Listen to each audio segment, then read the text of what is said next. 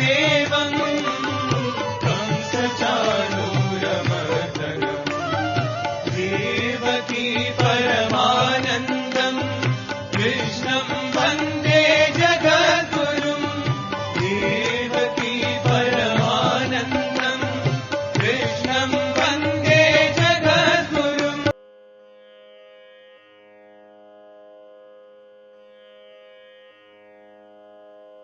శ్రీ గురుభ్యో నమః. వ్యాస విరచిత శ్రీమద్భాగవతంలో దశమ స్కందంలో నేడు మనం 56, 57, 58 ఈ 3 అధ్యాయాల యొక్క శ్లోక పారాయణాన్ని మనం అభ్యాసం చేద్దాం.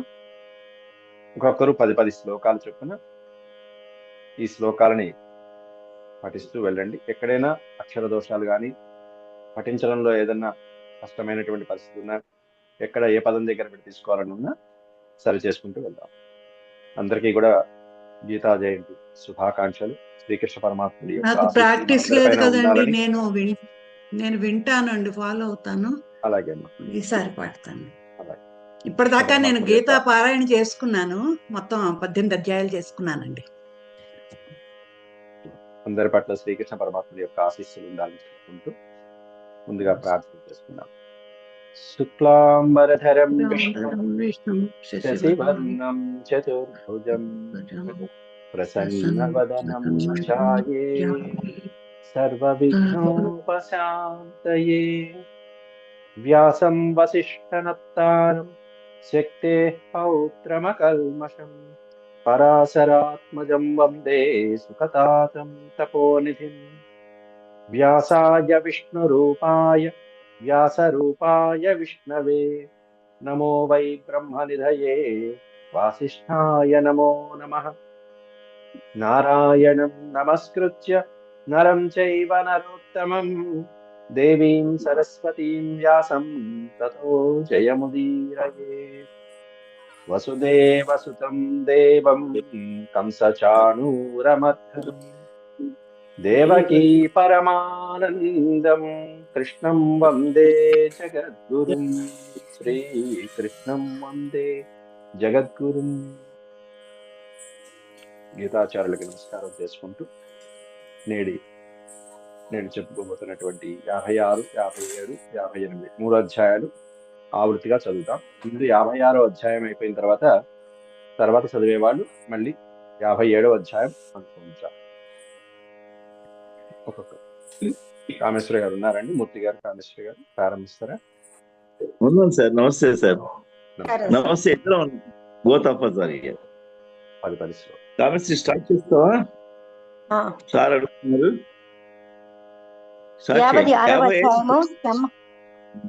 56వ అధ్యాయం. శ్రీశుక ఉవాచ సత్రాజితస్వతనయాం కృష్ణాయ కృత కిల్బిషః స్యమంతకేన మణినా స్వయం ఉద్యమ్య దత్తవాన్. శ్రీరాజోవాచ సత్రాజితః కిమకరోత్ బ్రహ్మన్ కృష్ణస్య కిల్బిషం స్యమంతకః కుతస్తస్య కస్మాత్ దత్తా సుతా హరేః. శ్రీశుక ఉవాచ ఆసిత్ సత్రాజితః సూర్యో భక్తస్య పరమం సఖా ప్రీతత్ తస్మై మణిం ప్రదత్ సూర్యస్తుష్టస్య మంతకం సతం బిభ్రన్మణిం కంఠే రాజమానో యథా రవిః ప్రవిష్టో ద్వారకాం రాజన్ తేజసా నోపలక్షితః. తం విలోక్య జనా దూరాత్ తేజసాముష్టదృష్టయః దివ్యతేక్షైర్భగవతే శశంసు సూర్య సంకితాః. నారాయణ నమస్తేస్తు శంఖచక్ర గదాధర దామోదరారవిందాక్ష గోవింద యదునందన ఏష ఆయేతి సవిత త్వాం దిక్షుర్జగత్పతే ముష్ణన్ గభస్తి చక్రేణ నూనాం చక్షుంసి దిగ్మగుః నన్వన్ విచ్చంతి తే మార్గం త్రిలోక్యాం విబుధర్షభాః జాత్వాధ్యగూఢం యదుషు ద్రష్టుం త్వాం యాత్యజః ప్రభో. శ్రీశుక ఉవాచ నిశమ్య బాలావచనం ప్రహస్యాంబుజలోచనః ప్రాహనాసౌ రవిర్దేవః सत्राजिन्मणिना ज्वलन् सत्राजित् स्वगृहं श्रीमत् कृतौ कौतुकमङ्गलं प्रविश्य देवसदने मणिं विप्रज्ञवेशयत्। చదవండి. दिने दिने स्वर्णभारान् अष्टौ ससृजति प्रभो दुर्भिक्षमार्यरिष्ठानि सर्पाधिव्याधयो शुभाः न सन्ति मायिनस्तत्र यत्रास्तेभ्यर्चितो मणिः सयाचितो मणिं क्वापि यदुराजाय सौरिणा नैवार्थकामुकः प्रादात् याचनाभङ्गमतर्कयन् तमेकदा मणिं कण्ठे प्रतिमुच्य महाप्रभं प्रसेनोहयमारुह्य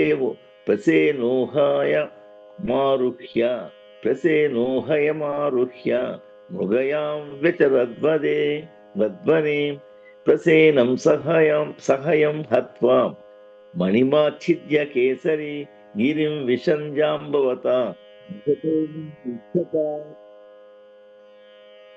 सोऽपि चक्रे कुमारस्य मणिं क्रीडनकं विले अपश्यन् भ्रातरं भ्राता सत्राजित्पर्यतप्यत प्रायः कृष्णेन निहतो मणिग्रीवो वनं गतः भ्राता ममेति तच्छ्रुत्वा कर्णे कर्णे जपञ्जनाः भगवान् तदुपासृत्य दुर्यसोदित्तमात्मनि माश्नुं प्रसेन पदवीम् अन्वपज्यत नागरैः हतं प्रसेन मस्पञ्च वीक्षकेसरिणा वने तं चाद्रिपृष्ठे निहतं वृक्षेण ददु सुज्जनाः वृक्षराजबिलं भीमम् अन्धेन तमसावृतम् एको विवेश भगवान् अवस्थाप्य बहिः प्रजाः तत्र दृष्ट्वा मणिश्रेष्ठं बालक्रीडनकं कृतम् हत्तुं कृतमतिस्तस्मिन्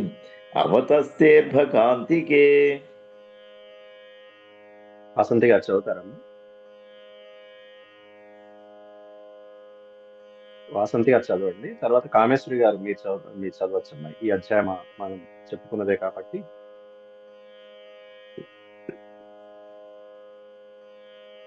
వాసంతి గారు లేరనుకుంటా, మీరు చదివేయండి అమ్మా కామేశ్వరి గారు. మీ తర్వాత ముకుందమాల గారు చదువుతారు. పూర్వం నరం దృష్ట్వా ధాత్రీ చుష్క్రోశ భీతవత్ తత్రుత్వాహ భద్రవత్కృతో జాంబవాన్ బలీనాం వరః స వై భగవతా తేన యుధే స్వామినాత్మనః పురుషం ప్రాకృతం మత్వా కుపితో నానుభావవేత్ ద్వంద్వయుద్ధం సుతుములం అభయోర్విజిగీషతోః ఆయుధాస్మద్రుమైర్దోద్భి క్రవార్థే సేనయోరివ. ఇది చూడండి, ద్వంద్వయుద్ధం తుములం ఉభయోర్విజిగీషతో. ద్వంద్వయుద్ధం సుతుములం విజిగీషతోః ఆయుధాస్మద్రుమైర్దోభిః క్రవ్యార్థే సేనయోరివ ఆసిత్తదష్టావింశాః మితరేతరముష్టిభిః వజ్రనిష్పేష పరుషైర్ అవిశ్రమమహర్నిశం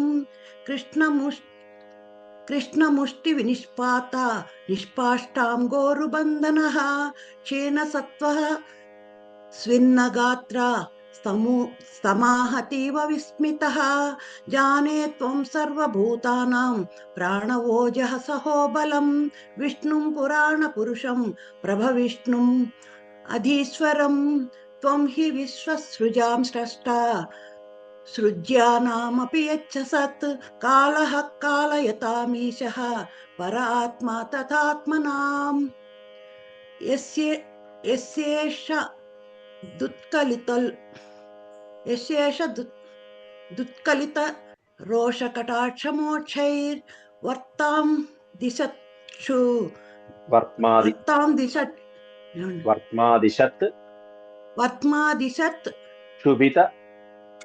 क्षुभित नक्रति नक्रतिमिङ्गलोऽब्धिः पिङ्गलोऽब्धिः सेतुः कृतः स्वयशा उज्ज्वलिता च लङ्का रक्षः शिरांसि भुवि पेतुरिषुच्छातिनि इति विज्ञात विज्ञानं वृक्षराजनमच्युतः व्याजहार महाराजा भगवान् देवकीसुतः अभिमृश्यारविन्दाक्षः पाणिना शङ्करेण तं कृपया परया भक्तं प्रेम गंभीरया गिरा मणिहे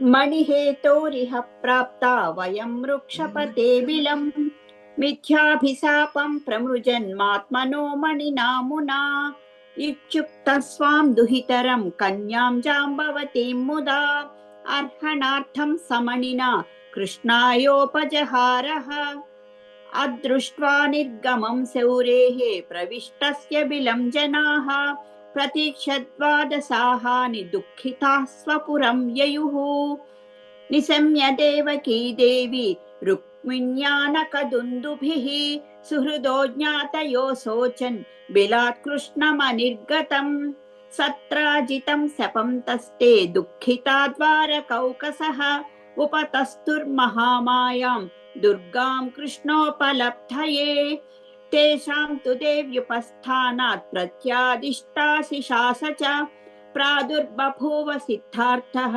सदारो हर्षयन् हरिः उपलभ्य हृषीकेशं मृतं पुनरिवागतं सह पत्न्या मणिग्रीवं सर्वे जातमहोत्सवाः सत्राजितं समाहूय सभायां राजसन्निधौ प्राप्तिं चाख्याय भगवान् मणिं तस्मै न्यवेदयत् स चातिव्रीडितो रत्नं गृहीत्वा वाङ्मुखस्ततः अनुतप्यमानो भवनमगमत्स्वेन पाप्मना सोऽनुध्यायंस्तदेवाघं बलवद्विग्रहाकुलः कथं मृजाम्यात्मरजः प्रसीदेद्वाच्युतः कथम् ఇంకో 5 ఉన్నాయి చదివేసేయండి किं कृत्वा साधु मह्यं स्यान्न सेपेद् किं कृत्वा साधु मह्यं स्यान्न सेपेद्वा जनो यथा ఇక్కడ ఎలాగండి విడదీయడు किं कृत्वा साधु मह्यं स्यात् न सेपेद्वा किं कृत्वा साधु मह्यं स्यात् न सेपेद्वा जनो यथा अदीर्घदर्शनं क्षुद्रं मूढं द्रविणलोलुपं दास्ये दुहितरं तस्मै स्त्रीरत्नं रत्नमेव च उपायोऽयं समीचीनस्तस्य शान्तिर्न चान्यथा एवं व्यवसितो बुद्ध्या सत्राजिस्वसुतां शुभां मणिं च स्वयमुद्यम्य कृष्णायोपजहारः तां सत्यभामां भगवान् उपयेमे यथाविधि बहुभिर्याचितां शीलरूपौदार्यगुणान्वितां भगवानाह न मणिं प्रति ఛామో వై ఇక్కడ చెప్పరా అంతే మణి వరకు నాకు भगवानाह न मणिं प्रतीक्षामो वयं नृपा भगवानाह न मणिं प्रतीक्षामो वयं नृपा तवास्तां देव भक्तस्य वयं च फलभागिनः इति श्रीमद्भागवते महापुराणे पारमहंस्यां संहितायां दशमस्कन्धे उत्तरार्धे स्यमन्तकोपाख्याने 55तमोऽध्यायः।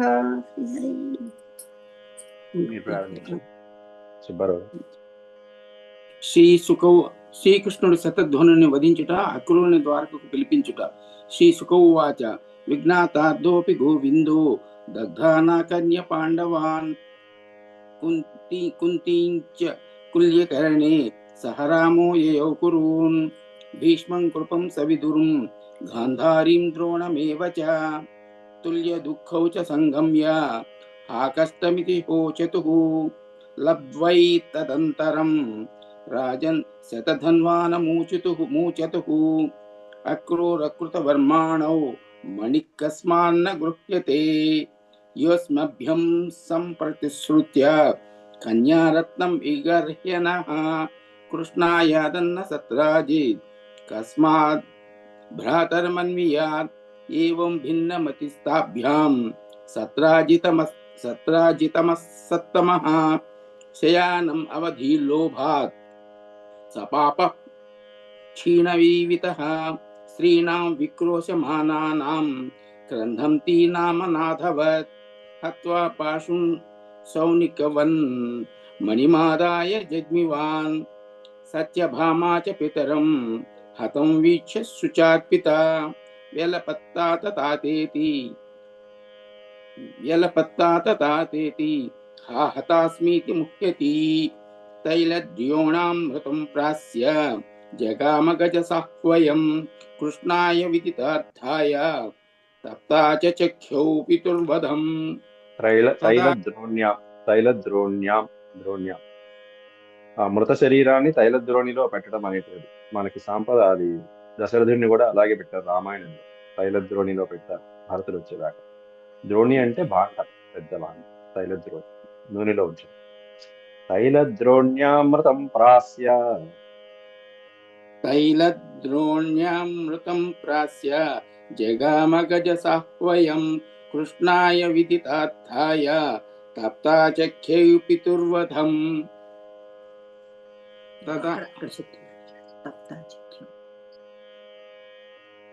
ఇది ఒక్కసారి చదవండి.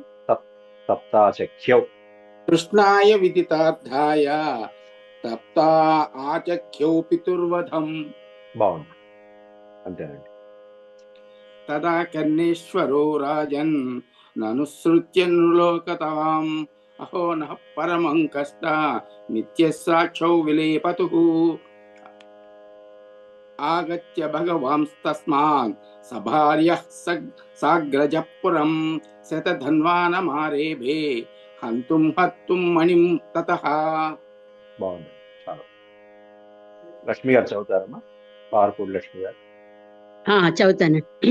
सोऽपि कृष्णोद्यमं ज्ञात्वा भीतप्राणपरीप्सया साहाय्ये कृतवर्माणम् अयाचत स चाब्रवीत् नाहमीश्वरयोः कुर्यां हेलनं रामकृष्णयोः को नु क्षेमाय कल्पेत तयोर्वृजिनमाचरन् कंसः सहानुगोपीतो यद्वेषात्याजितः श्रिया जरासन्धः सप्तदश संयुगान्विरथो गतः प्रत्याख्यातः स चाक्रूरं पार्ष्णिग्राहमयाचत सोऽप्याह को विरुध्येत विद्वानीश्वरयोद्बलम् य इदं लीलया विश्वं सृजत्यवति हन्ति च चेष्टां विश्वसृजो यस्य न विदुर्मोहिता जया यः सप्तहायनशैलम् उत्पाट्यैकेन पाणिना दधार नीलया बाला उच्छिलीन्द्रमिवाद्भकः नमस्तस्मै भगवते कृष्णायाद्भुतकर्मणे अनन्तायाधिभूताय कूटस्थायात्मने नमः प्रख्यातः स तेनापि शतधन्वा महामनिं तस्मिन्यस्याश्वमारुह्य शतयोजनगं ययौ गरुडध्वजमारुह्य रथं रामजनार्दनौ अन्वयातां महावेगैः अश्वैराजन् गुरुद्रोहं मिथिलायामुपवने विसृज्य पतितं हयं पद्भ्यामधावत् संत्रस्तः कृष्णोऽप्यन्वद्रवदृशा. చాలా బాగా చదివారు, బాగుంది. సంతోషం. ఏఎస్ఆర్ మూర్తి గారు చదువుతారండి, మీ తర్వాత వసంత గారు చదువుతారు.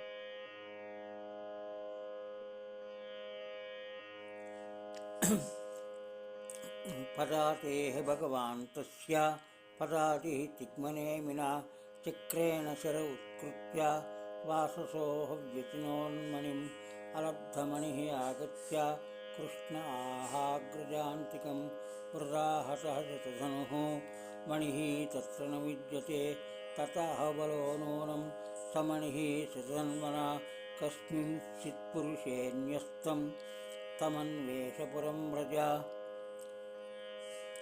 अहं विदेहमिच्छामि द्रष्टुं प्रीतमं मम इत्युक्त्वा मिथिलां राजन् विवेश यदुनन्दनः। तं दृष्ट्वा सहसा उत्थाय मैथिलः प्रीतमानसः अर्हयामास विधिवत् अर्हणीयं समर्पणैः। उवाच तस्यां कचित् मिथिलायां समाविभुः मानितः प्रीतियुक्तेन जनकेन महात्मना। ततो अशिक्षत् गतां काले धार्तराष्ट्रः सुयोधनः केशवो द्वारकामीश्च निधनं शतधन्वनः। अप्राप्तिं च मणेः प्राह प्रियायाः प्रियकृत्विभुः। ततः सकारयामास क्रियाबन्धोः तस्य वै साकं सुहृद्यै भगवान् यायाः स्युः साम्परायिकाः।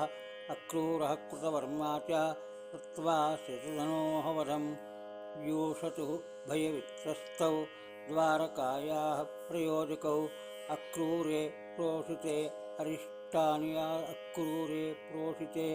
अरिष्टानि आसन् वै द्वारकौकसां चारीरा मानसाः तापा मुहुः दैविकभौतिकाः। చాలా బాగుంది, సంతోషం. అమ్మా వనజ గారు, ఆదిలక్ష్మి గారు, వనజ గారు చదువుతారమ్మా. 31 నుంచి చదవండి.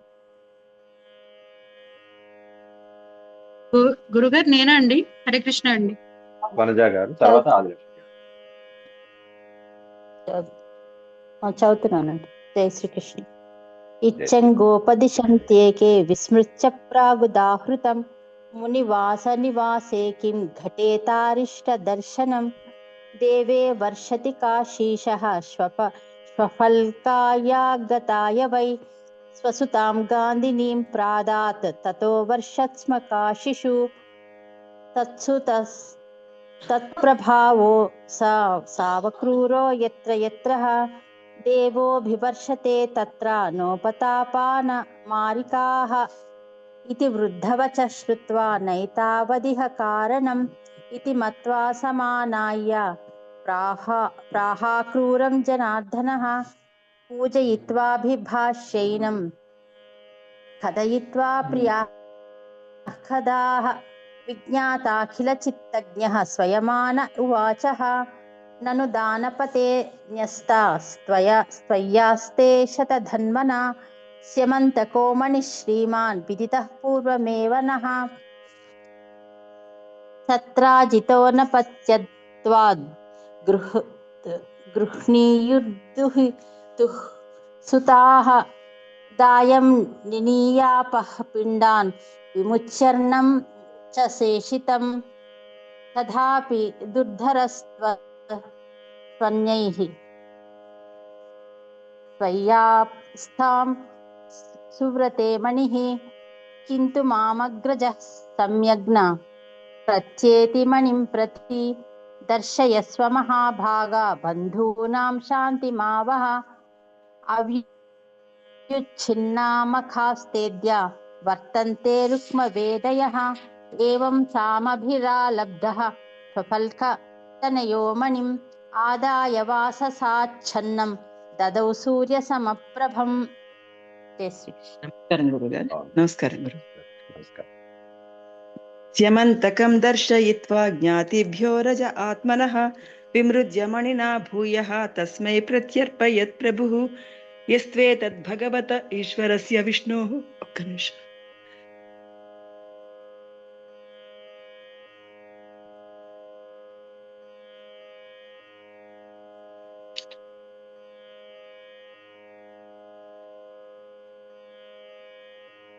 మూర్తి గారు ఇంకా 10 రోజుల దాకా వెయిట్ చేయలేదండి. ఈశ్వరస్య విష్ణోః.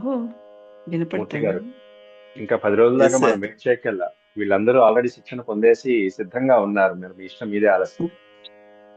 ఎందుకంటే ప్రతి అధ్యాయం కూడా 57వ అధ్యాయం కూడా చక్కగా చదువుతున్నారు, విభజించుకొని చక్కగా చదువుతున్నారు. కాబట్టి వాళ్ళకి ఈ శిక్షణ ఇచ్చినటువంటి ఆ గురుతుల్యులు ఎవరైతే ముగ్గురు ఉన్నారో ఈ పఠన అభ్యాసాన్ని గావిస్తున్నటువంటి వాళ్ళు, వాళ్ళకి కూడా మనం ఒకటి ఆదిలక్ష్మి గారు అందరికి శిక్షణ ఇస్తారండి. ఆదిలక్ష్మి గారు ఆవిడికి మనందరి తరఫున తప్పకుండా సన్మానం చేయాలి. అవునండి. లేదండి గురుగారు, నాకు కూడా ఏడో తప్పిపోతాయండి. తారీఖు పొద్దున 7 గంటలకు టు 8 గంటలకు ఆదిలక్ష్మి గారండి. పొద్దున్న తర్వాత 9 గంటల నుంచి 10 గంటలకి మేడికొండ లక్ష్మి గారండి. ఆవిడ వేరు. ఆవిడ అమ్మో చాలా ఫాస్ట్ గా చదువుతారు, చాలా బాగా చదువుతారు. తర్వాత 5 to 6 కమలా మేడం గారిని ఒక ఆవిడ ట్రైనర్ అండి. తర్వాత వాళ్ళు 2 కూడా గంటల నుంచి వస్తున్నారండి? 3 గంటలకి మధ్యాహ్నం తాళ్ళ లక్ష్మి గారని నారాయణీయం ట్రైనింగ్ అండి. ఈ 4 ట్రైనర్స్ పెట్టాము. ఆ చాలా 4 శ్రద్ధాభక్తులతోటి చేస్తున్నారండి వాళ్ళ పని. చాలా చాలా చాలా ఎంత పుణ్యం అండి అది, ఎంత పుణ్యం. చాలా చక్కగా చెప్తున్నారు. చదివిస్తున్న వాళ్ళు కూడా అటెండ్ అవుతున్న వాళ్ళు కూడా చక్కగా విని అర్థం చేసుకుని, వాళ్ళు ఎక్కడైతే అర్థం చేసుకున్నాం. చదవలేకపోతున్నారో వాళ్ళు అర్థం చేసుకుని ఇప్పుడు రివర్ట్ ఈ చేస్తున్నారు. తర్వాత నా రిక్వెస్ట్ ఏంటంటే 57 నుంచి గురువేరు వచ్చేవాళ్ళు పఠనం చేయటం కరెక్ట్. అంటే ఇన్ ది సెన్స్ మిగతా వాళ్ళు కూడాను మ్యూట్ లో వినొచ్చు నేను అనుకోవటం. అంటే వింటున్నారు, కొద్ది తొందరగా అయిపోతుంది నా ఉద్దేశం. అవునా? అది వింటారు. ఎందుకంటే వాళ్ళతో మళ్ళీ అభ్యాసం ఉండదు. మనం పాఠం చెప్పిన తర్వాత మళ్ళీ రికార్డింగ్ ఉండదు ఇంకా. ఆ తర్వాత ఉండదు డైరెక్ట్ అది. గా ఇక 60 మిగతా 90 అధ్యాయాలు ఇక నేను చెప్పుకుంటూ వెళ్తుంటాను. ఇక ఓకే, పఠనాభ్యాసం అలాగే. చేస్తారు. అందుకని ఇదే అది ఓకే, పఠన. అట్లా మీరు ఒకసారి అలాగేనండి. మెసేజ్ కూడా అదే పెట్టండి మీ అందరికీ. గురుముఖంగా మేము చేసుకుంటే మేము కాస్త చాలా చక్కగా ధన్యులం. అది చక్కగా అందుకని చెప్తున్నారు. మీ దగ్గర మీరే చేసుకుంటాం. ఆలస్యం అంటున్నా అందుకే. చక్కగా చేస్తున్నారు. గురుగారు చదవండి. చదవండి చదవండి మేడం. యమంతకం దర్శయిత్వా జ్ఞాతిభ్యో రజ ఆత్మనః విమృజ్య మణినా భూయః తస్మై ప్రత్యర్పయత్ ప్రభుః యస్త్వే తద్భగవత ఈశ్వరస్య విష్ణోః వీర్యాఢ్యం వృజినహరం సుమంగళం చ ఆఖ్యానం పఠతి శృణోత్యనుస్మరేద్వా దుష్కీర్తిం దురితమపోహ్య యాతి శాంతిం. ఇది శ్రీమద్భాగవతే మహాపురాణే పారమహంస్యాం సంహితాయాం దశమస్కంధే ఉత్తరార్ధే 57తమోऽధ్యాయः. ఇంకో 10 శ్లోకాలు. నెక్స్ట్ శ్రీకృష్ణుడు కాళింది, మిత్రవింద, నాగ్నజితి, భద్ర, లక్ష్మణ అనువారిని పరిణయమాడుట. శ్రీశుక ఉవాచ ఏకదా పాండవాన్ ద్రష్టుం ప్రతీతాన్ పురుషోత్తమః ఇంద్రప్రస్థం గతః శ్రీమాన్ యుధానాధిభిర్వృతః దృష్ట్వా తమాగతం పార్థ ముకుందమఖిలేశ్వరం ఉత్తస్తుర్యుగపద్వీరాः ప్రాణాముఖ్యమివాగతం పరిష్వద్యాచ్యుతం వీరాः అంగసంగః తేన సహ సానురాగస్మితం వక్త్రం వీక్ష్య తస్య ముదం యయుః యుధిష్ఠిరస్య భీమస్య కృత్వా పాదాభివందనం ఫాల్గునం పరిరభ్యాథ యమాభ్యాం చాభివందితః పరమాసనాసీనం కృష్ణమనిందితా నవోఢా వ్రీడితా కించిత్ శనైరేత్యాభ్యవందత తథైవ సాత్యకిః పార్థైః పూజితశ్చాభివందితః నిశసాదాసనేన్యే చ పూజితా పర్యుపాసత వృధాం సమాగత్య కృతాభివాదనః తయాతిహార్ధాద్రదృశాభిరంభితః ఆపృష్టవాంస్తాం కుశలం సహస్నుషాం పితృష్వసారం పరిపృష్టబాంధవः తమాహ ప్రేమ వైక్లవ్యః ఉద్ధకంఠాశ్రులోచనా స్మరంతి తాన్ బహూన్ క్లేశాన్ క్లేశాపాయాత్మదర్శనం తదైవ కుశలం నోభూత్ సనాథాస్తే కృతా వయం జ్ఞాతి న స్మరతా కృష్ణ భ్రాతా మే ప్రేషితస్త్వయా నతేస్తి స్వపరభ్రాంతిః విశ్వస్య సుహృదాత్మనః తథాపి స్మరతాం శశ్వత్ క్లేశాన్ హంసి హృది స్థితః. గురుగారు చిన్న సందేహం అండి. ఇక్కడ జ్ఞాతి నస్మరత కృష్ణ అనాల ఉత్త కృష్ణ అంటే చాలా? కృష్ణ అని సంబోధన, కృష్ణ అంతే. కృష్ణ. ఓకే, ధన్యవాదాలు గురుగారు. అలాగే మీరు ఇప్పుడు చదివిన స్పీడ్, ఇప్పుడు మీరు అక్కడ కూడా నా ఉద్దేశం ప్రకారం మూర్తి గారు అక్కడ మైకులు ఉన్నాయండి, ఏం లేవా? ట్రై చేస్తానండి. ఒకవేళ మైకులు ఇస్తారు టెంపుల్ మేనేజర్ దగ్గరికి వెళ్తే ఇది పెట్టిస్తాను. మరి 3-4 మైకులను పెట్టిద్దామని ఉంది. ఇటు గ్రూప్ 1 గ్రూప్ 2 2 గ్రూపులుగా చేసి ఇటు 2 పెడదామని. అంతే. ఈ గురువులకే మైక్ ఇవ్వండి. ఇచ్చి మేడం గారు ఇప్పుడు చదివిన ఫాస్ట్ కంటే కూడా కొంచెం స్లోగా ముందు ఒక 5 అధ్యాయాలు ముందు స్లోగా వెళ్ళాలి.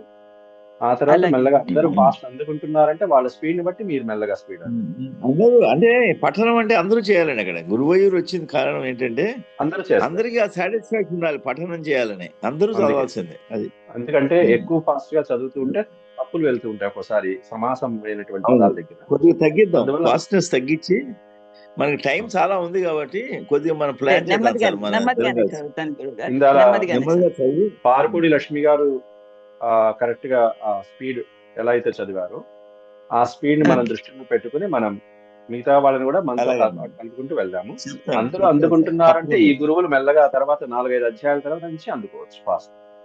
అలా పెట్టు. అలాగే తప్పకుండా గురుగారు. తల్లా లక్ష్మి గారు చదువుతారమ్మా. లక్ష్మి చదవమ్మా. ఆశా గారు. చదువు. శ్రీయుధిష్ఠిర ఉవాచ కిం న ఆచరితం శ్రేయో న వేదాహమధీశ్వర యోగేశ్వరాణాం దుర్ధర్షో ఎన్నో దృష్ట కుమేధసాం ఇది వై వార్షికాన్ మాసాన్ రాజ్ఞాస్యోభ్యర్థిత సుఖం జనయన్నయనానందం ఇంద్రప్రస్థోకసాం విభుః ఏకదా రథమారుహ్య విజయో వానరధ్వజం గాంధీవం ధనురాదాయ తోణోచాక్షయ సాయకౌ సాకం కృష్ణేన సన్నద్ధో విహర్తుం విపినం మహన్ బహువ్యాలమృగాకీర్ణం ప్రావిశత్ పరవీరః తత్ర విద్యచ్చరైర్వ్యాఘ్రాన్ సోకరాన్ మహిషాన్ రురూన్ శరభాన్ గవయాన్ ఖడ్గాన్ హరిణాన్ శశశల్లకాన్ తాన్ నిన్యుక్కింకరా రాజ్ఞే మేధ్యాన్ పర్వణ్యుపాగతే త్రుట్పరీత పరిశ్రాంతో భీభస్సూర్యమునామగాత్ తత్రోపస్పృశ్య విశదం పీత్వా వారి మహారథో కృష్ణో దదృశతు కన్యాం చరంతీం చారుదర్శనాం తామాసాద్యవరారోహాం మధ్విజాం రుచిరాననాం పప్రచ్చ ప్రేషితः సఖ్యా పాల్గుణ ప్రమదోత్తమాం కాత్వం కస్యాసి శుశ్రోణి కుతోసి కిం చికీర్షసి మన్యే త్వాం పతిమిచ్చంతీం సర్వం కథయ శోభనే శ్రీకాళింద్యువాచ అహం దేవస్య సవితుః దుహితా పతిమిచ్చతి విష్ణుం వరేణ్యం వరదం తపః పరమమాస్థితా. That's it. ఈమె